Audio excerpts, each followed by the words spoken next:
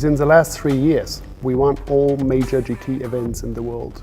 All the experience gained in these races, we tried to put together and package it into our new contender, the facelift of the Audi R8 LMS.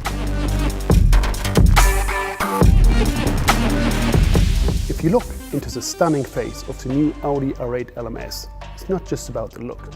We combined it with a new aero platform. We made the car over various driving conditions far more stable and therefore easier to drive.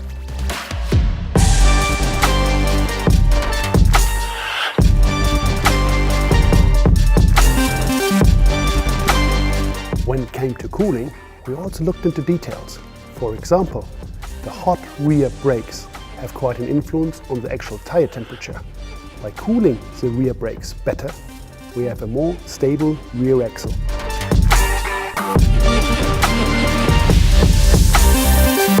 Focusing on customers' desire, priority one is always running costs.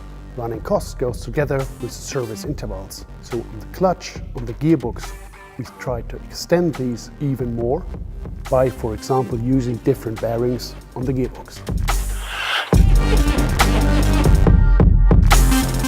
Now as the car is ready and soon in the hands of our customers, we can't wait to see chasing the competition around the racetracks of this world.